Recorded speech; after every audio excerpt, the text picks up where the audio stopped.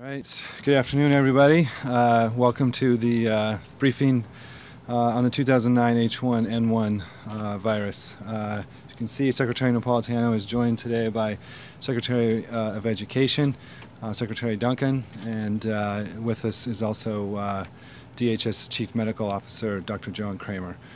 Secretaries will make remarks, and then we'll have a few minutes for questions today. So, Secretary Napolitano. Good. Thanks, Sean. And this is part of our own ongoing effort to keep people posted on what is happening and what we're seeing, and to begin to address frequently asked questions. And I'm pleased to be joined today by Secretary of Education Duncan. The most frequently asked question we are getting is why this flu is being treated differently than seasonal flu.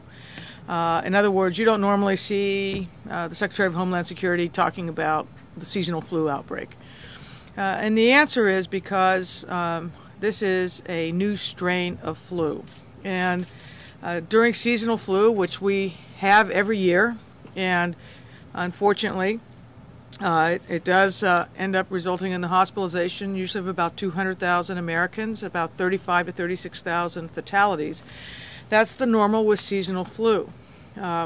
But with seasonal flu, we also have a large part of our population that have developed antibodies, or pretty good antibodies, against it, as opposed to what we're seeing now. And what the H1N1 is a new strain of flu, and that means that the normal antibodies you would have haven't yet developed.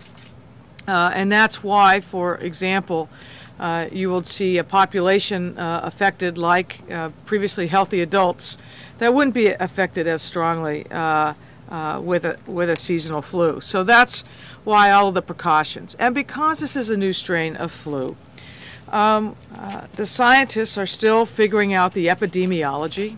They're still figuring out exactly what we're dealing with as a flu virus. And for that reason, it's important to lean into this as we are, take precautions as we are, without really knowing whether this is or what kind of pandemic this will be. Let me pause a moment on the word pandemic because there's been a lot of concern also raised with the World Health Organization. They've gone from level 3 to 4 and 4 to 5.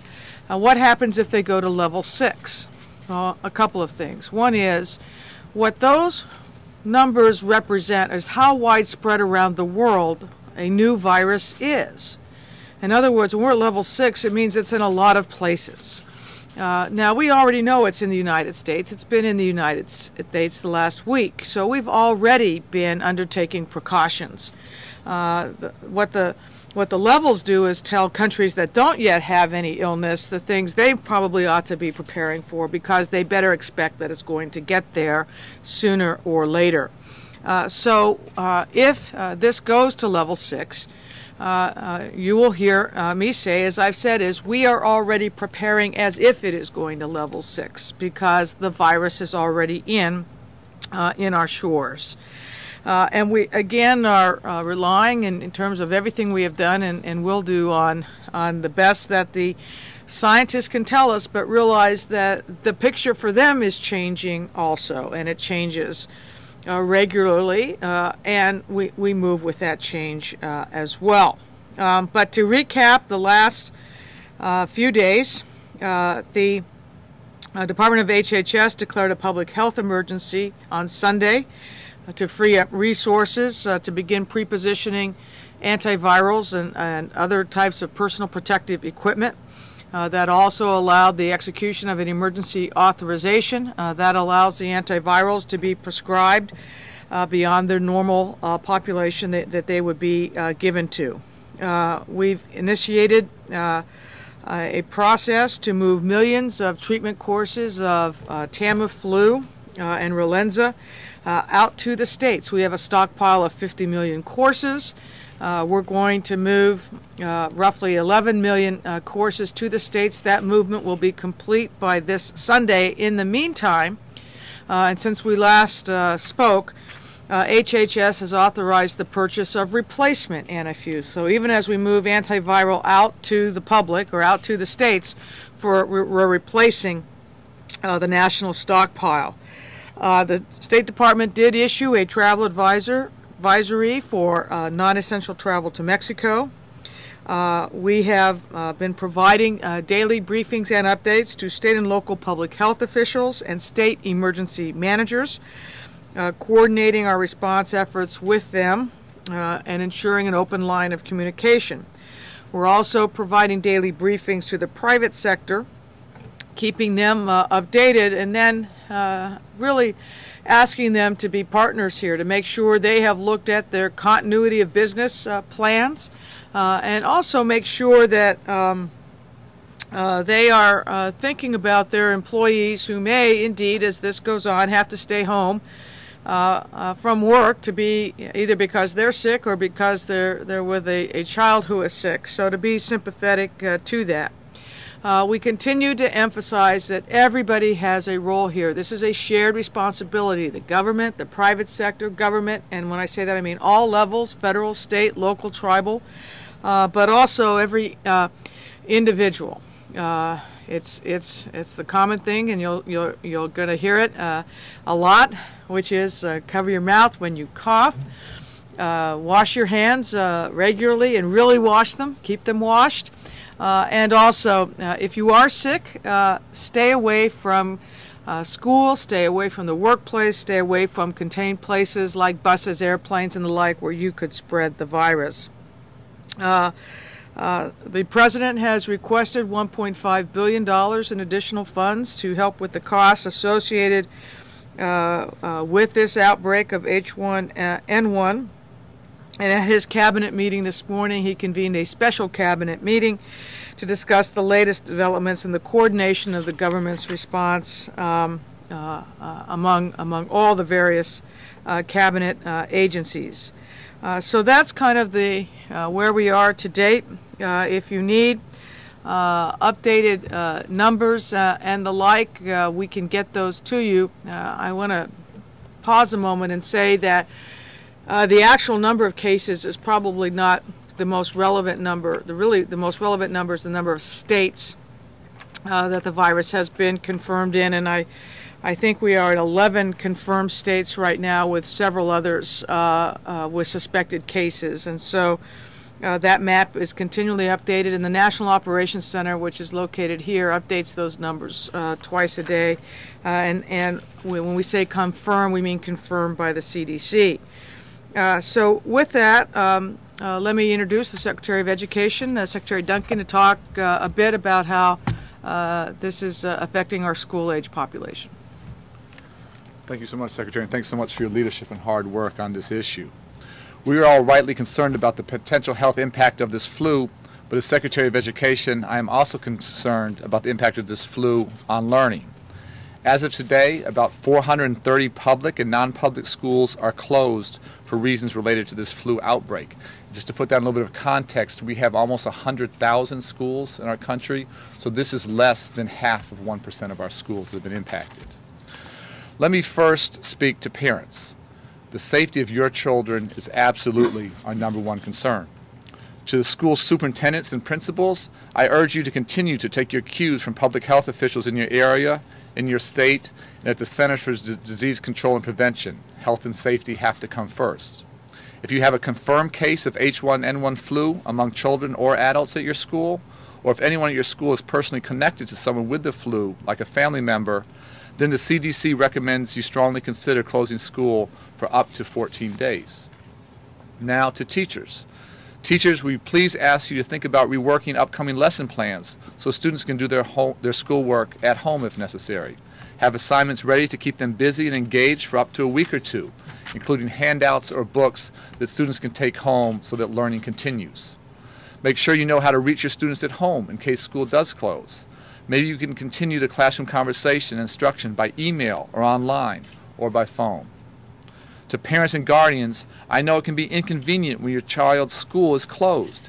If you have to stay home from work, use that opportunity to keep your child up to speed. Learn about what they're learning in school and keep them on task. And finally, to our students, you also need to do your part. And the Secretary talked about this idea of shared responsibility. And also, most importantly, this school year isn't over yet. Don't fall behind your peers at other schools that are still in session. Keep working hard, and we absolutely want to finish this school year strong. Our basic theme is keep safe and keep learning. Thank you.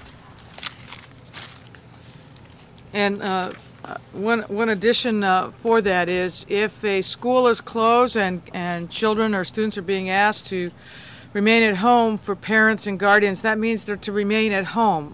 The whole idea is to contain the spread of this virus, and we don't get the containment feature of closing a school if all our young people do is go to the mall or elsewhere. So if they're being asked to stay home, that's exactly what we mean. And the reason we're asking that is because this is a flu that is transmittable human to human, and it's relatively easily transmissible. Again, close contact can provide an avenue for this flu to go from one to another.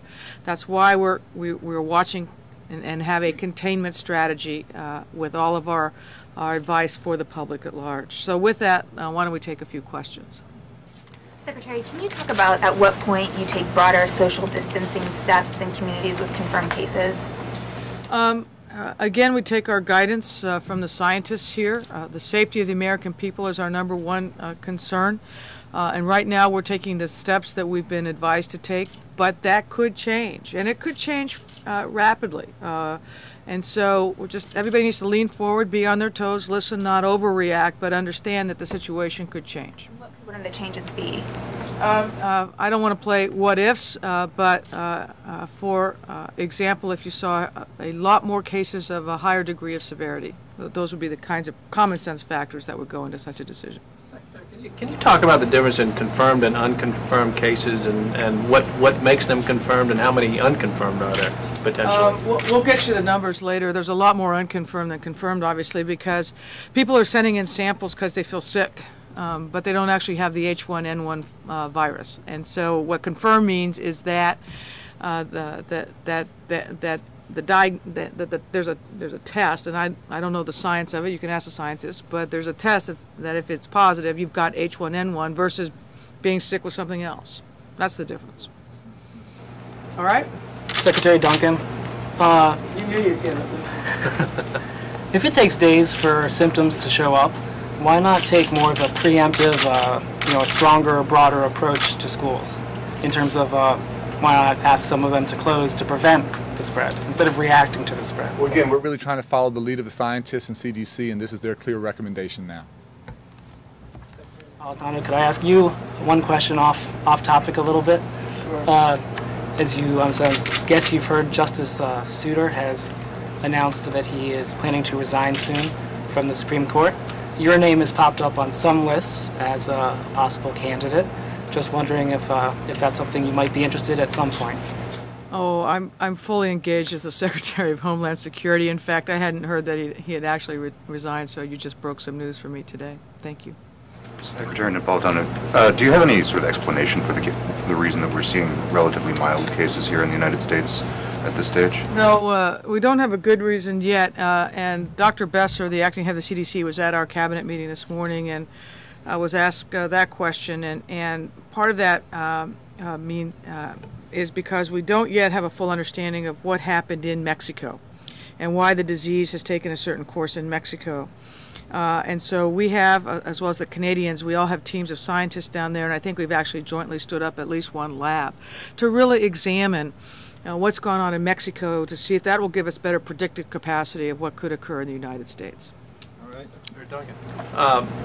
If I could, earlier today, or actually yesterday, a kid in Georgia was sent home from school because he was wearing a mask and refused to take it off, and the administrator said he was kind of creating a disturbance. I'm wondering if your office is giving any guidance to public schools as to how to deal with situations like that. Yeah, there's going to be lots of things that we haven't anticipated coming up. To send a child home because he wore a mask probably doesn't make sense to me, but we'll be trying to, put out guidance and sort of get ahead of some of these issues. But we just want folks to have, a common sense approach and be smart. And again, we strongly encouraging everyone to wash their hands frequently. And my first conversation this morning with the Secretary, she urged me to wash my hands frequently today. So I'm trying to continue to do that myself. But we want folks to be smart, take a common sense approach, and be cautious, but not get carried away. Thank you all very much. Thanks.